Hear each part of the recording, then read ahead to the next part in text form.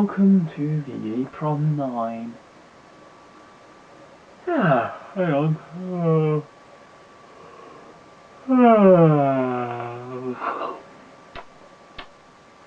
It's not even that late and I'm tired. Some good things to tell you. Another computer, after a long time, has been brought up to full functionality. But which machine is this? It is the NEC Versa 450. Yeah, the LCD's totaled on it. I'm not sure how that happened, but my guess is the screen got crushed in the cupboard. An absolute pain in the arse, because LCDs for these machines are more or less impossible to obtain. I'll keep my eye out if one comes along, and if it does, I'll just get it. Trouble is, often when they do sell them, they sell them at stupid money. But nonetheless, I have got this machine up, running, and fully functional with Windows 3.1. You can just about see, you can't really see the stuff I've installed on there, but I'll show you. I have got it running on an external monitor so I can see what the fuck's going on. You can just about make out. There we go, let's go up some more. There you go. Some awesome games. And Microsoft Arcade, which is like all the classic Atari arcade games. Well, probably not all of them, but a good batch of some of the best and most memorable. So, how did I get it up and running? I'll go through briefly what I did to get this going. So, we'll turn the beastie off. Oh god, yeah, this thing could do with some screws to secure the case together, but they got pulled out and lost. It was one I saved from being destroyed in class. It's on my computer collection video. It is off right now. There we go. So, first thing was the problem with the hard drive. A 60GB hard drive, i.e., it wasn't gonna have it. No. But what I did have was a 64MB compact flash disk salvaged out of some useless projector server thingy-mabob that was like this little modem thing which had this and a few other useful things in it. Got one of these for the whopping price of $3.99 on eBay, postage included in the price, so free postage if you want to call it that. Nice and cheap, brilliant alternative to bringing it up and running, because IDE hard drives tend to go for more than that. Plugged it in, got it up and going, did some pissing around with the formatting because I had trouble getting it to boot from this. It turns out, with Windows 3.1, the disks do not format the drive. You need to do it with DOS. Now, because I've been in education, doing a computing course, I got a thing where I could get free Microsoft software off the internet. And of course, finished at college now, so that no longer runs, but when it did run, I downloaded loads of Microsoft software such as Office, packaging and stuff, Office, and got it up and running.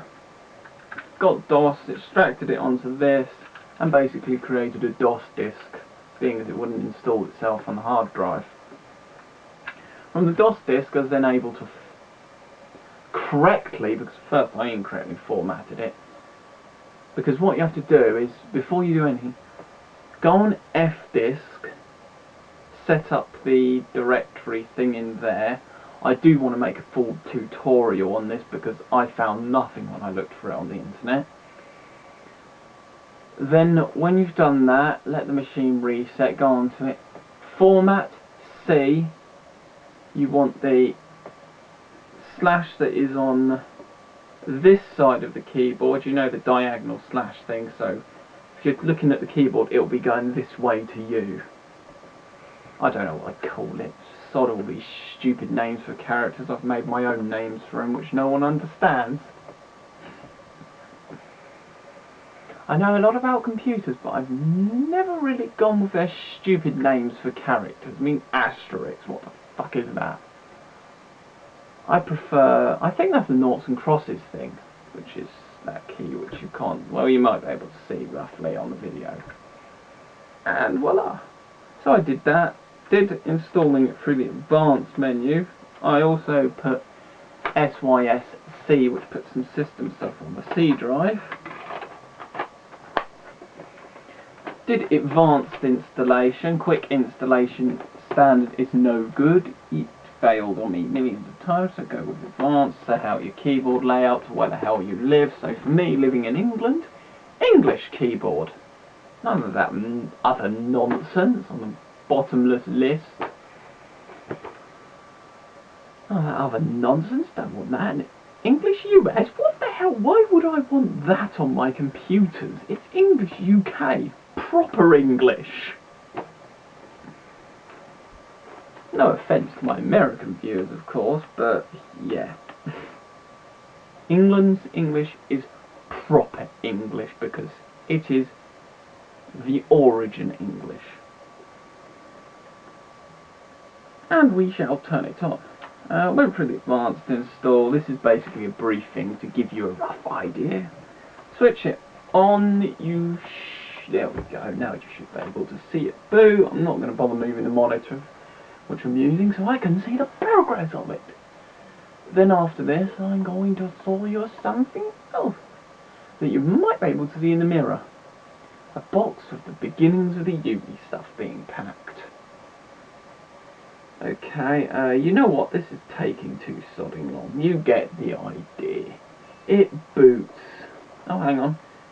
Because it's a flash drive now, it has to be the damn fastest hard drive I've ever seen. So definitely an alternative for getting these older machines going. This one doesn't automatically boot Windows. It starts in a DOS prompt, which is brilliant if you do DOS stuff. LGR, for example, would love that. So brilliant.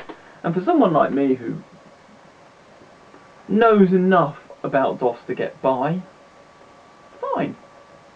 And of course, fastest loading Windows OS I've ever seen. And we're already in, and we're free to do whatever it wants.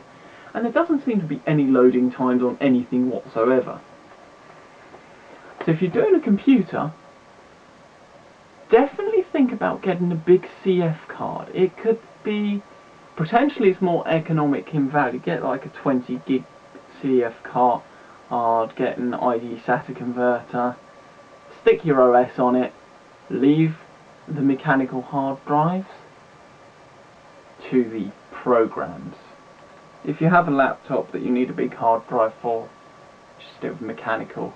But it's a good cheap alternative for getting these machines up and running.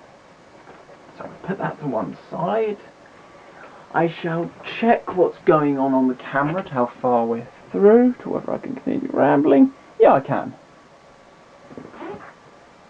In my uni box, I was surprised when I came across that Mum had slipped this in there. My heat gun. I'm not objecting to that. Also got a new 500 gig external hard drive because this one, after several years of use, 160 gig, I finally used it all up and I'm not deleting anything off there because it's all essential stuff. Especially loads of software that I've got off the internet. But one thing I have slipped in here is my OS disc box, and I'm going to slip the rest of them in there too, in the garage, 2 boxes worth. A smaller box, which is bigger than this, and full-sized one. So you first have Windows 3.1 installation discs.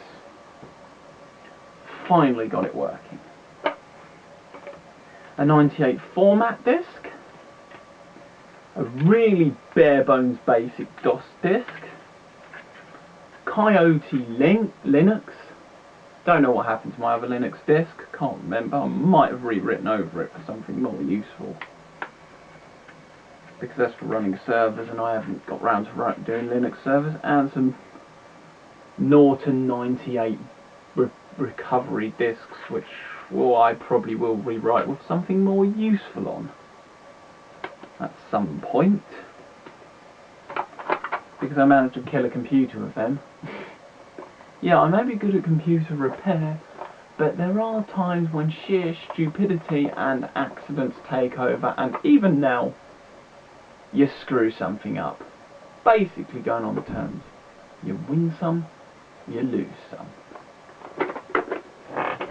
And that is